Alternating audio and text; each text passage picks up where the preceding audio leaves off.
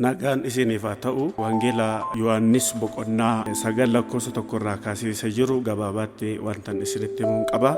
Innis namicha dhaloota isaatii jalqabee jaamaa ta'ee dhalate tokko irratti namoonni gaaffii gaafatan gooftaa Yesuus Kiristoosiin yeroo itti gaaffii gaafatanii namichi kuni maaliif jaamaa ta'ee dhalate haadha isaa moo abbaa isaatu yakke jedhanii gaaffii gaafatanii Yesuusiin. Yesuus garuu akkas jedhe haati isaa yookiin abbaan isaa yakka hojjetanii otoo hin taane ulfinni Waaqayyoo akka itti mul'atuuf. Phaawulos gaafa dubbatu rakkinni keenya inni si'anaa kun ulfina isa boriitiif nu qopheessa jedha. Gooftaan Yesuus Kiristoos itti fufee hojii isa nu ergee kana guyyaadhaan hojjechuun nurra jiraata. Inni nu eeggannu kun halkaniin dhufa'u erga jedhee booddee hancufa lafatti erga tufee booddee ija namichaatti itti dibeetu dhaqiitii laga Silo'aamitti dhiqadhu ittiin jedhe. Silo'aam jechuun isa ergame jechuudha. Silo'aam jechuun isa ergame erga ta'ee booddee dhaqee laga Silo'aamitti dhiqate. Phaawulos gaafa dubbatu akkas jedha isa nu ergame Yesuusiin lallabna jedha. Lallabni keenya Yesuus Kiristoosidha. Kanaaf namoonni baay'een waa'ee Silo'aamiin hin beekan. Hiikkaan Silo'aam isa ergame waa'ee bishaanichaa miti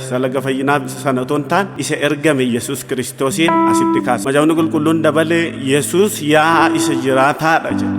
Yesuus yaa isa jiraata bishaan isa dheebuu nama baasu Silo'aam jechi jedhu sun isa ergame jechuudha. Waaqayyo bara keessan haa eebbisu eebbifamaa.